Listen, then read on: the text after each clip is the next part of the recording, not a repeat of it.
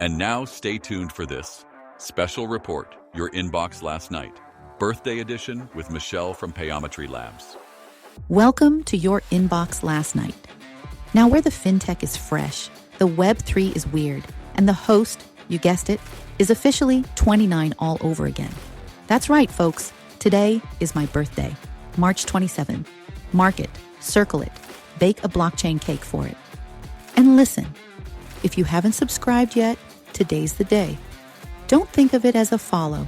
Think of it as a present to me. My favorite birthday was the year my son got me a 3D printed dodecahedron because he knew I love me some geometric solids, and my daughter at the same time hit me with a 9-row rhinestone bracelet that whispers, "Mom, but make it disco." So, do your part. Hit that subscribe button like it's wrapped in glitter. Or, better yet, share this post with a colleague. I'd consider it a rhinestone-covered dodecahedron. It's free after all.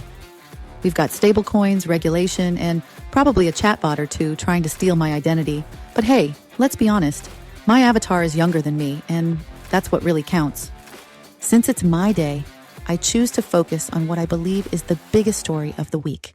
Because whether it was CNN, CNBC, OT, the New York Times, I'm convinced they're missing the real story. So, we're going to do it again. There's new headlines today too, but they're at the end.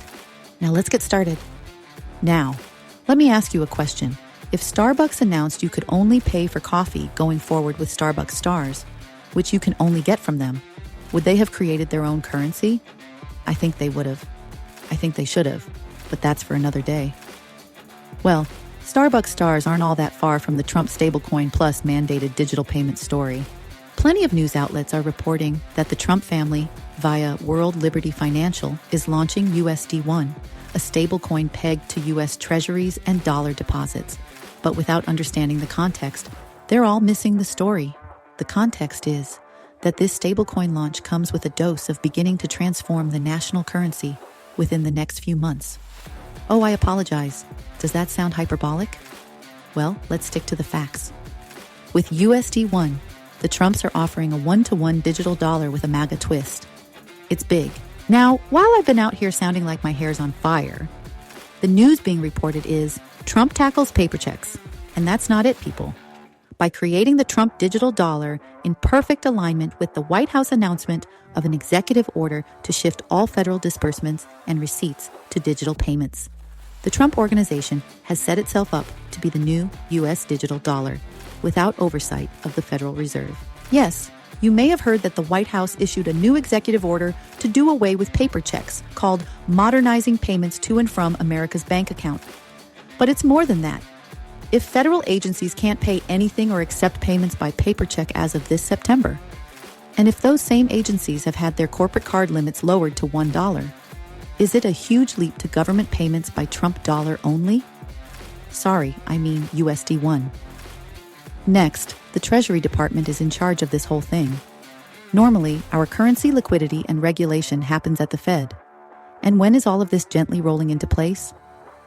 About 90 days. All agencies still operational within the federal government must submit compliance plans to meet these requirements within 90 days, and the Treasury is expected to start implementing it within 6 months, by September 30th, 2025.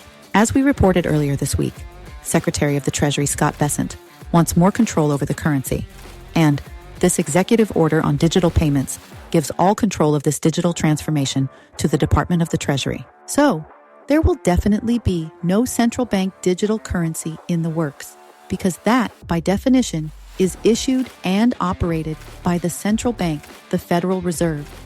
The stablecoin and the mandated switch to digital all happens without that pesky oversight from the Fed. And as Fortune reported, this isn't just a silly meme coin token with a red hat on it. The Trump's USD1 is reportedly backed by U.S. Treasuries, cash and cash equivalents, and is supported by a seasoned crypto custodian, a reputable blockchain protocol, and is already backed by $550 million US. If there are any ethics experts left in Washington, they've got their hands full with a privately issued one-to-one, dollar-pegged stablecoin backed by the entire federal treasury that the President of the United States both benefits from and can mandate its usage. Making pardon deals with CZ and taking cash for favors? Oh, we are way past that. The media finds this difficult to explain. It is cumbersome to cover. And it certainly isn't as sponsor-friendly as congressional hearings about a text chain full of national secrets. But could that be a plan? The president and his family announce a DeFi war chest and pitch it as a full-service crypto bank. Well, that sure is easier to do when nobody is watching. And the whole thing is being run by the Trump sons.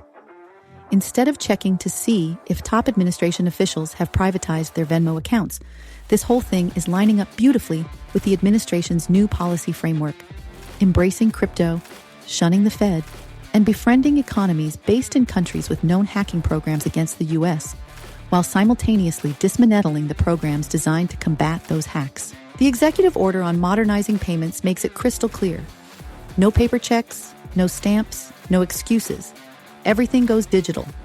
And the same family that currently occupies the White House just so happens to be launching a private sector stablecoin right as the U.S. government phases out analog payments. So, is USD1 destined to become the future of America's money? Well, let's recap. It's backed by treasuries. It's named to outrank USDC, issued by a private firm run by the president's family. It's dropped in sync with a government-mandated digital payments shift, designed to probably immune to Fed oversight.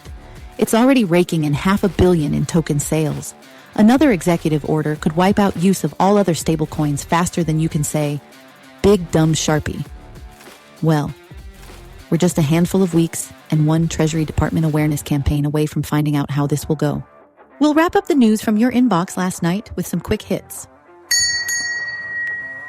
FinTech takes, says Pay by Bank is gaining traction as a lower-cost payment method that offers merchants richer customer insights and data. Banking Dive reports House Republicans are challenging the CFPB's structure and authority, seeking to restructure the Bureau and limit its regulatory power. The Defiant. Crypto markets experience volatility due to Trump's trade rhetoric and anticipated economic data releases. Bloomberg reports that the Capital One Discover merger could be in for some trouble.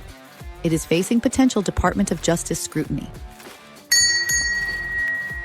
And finally, American Banker says Swift is not messing around, and at the deadline later this year will fully transition to ISO 222 for international payments by November 2025. They will no longer provide support to anything but 222. And that's a wrap on this very special, very timeless edition of Your Inbox Last Night. I hope you learned something, laughed a little, and maybe even questioned your payment processor. Just a bit. But mostly, I hope you realized this podcast host is aging like fine DeFi. Complex, slightly volatile, but undeniably valuable. Thanks to my brilliant and unique children for keeping the birthday weird. And to you, yes you, for subscribing and making 29 feel brand new again. Or at least like a well-optimized simulation of it. Remember, I'm only as old as my avatar. And according to her, I was born during the last Bitcoin halving. So go forth, live your best digital life, and buy someone you love a sparkly bracelet or a polyhedron. Balance is key. Balance. This has been a special report. Your Inbox Last Night, birthday edition with Michelle from Payometry Labs.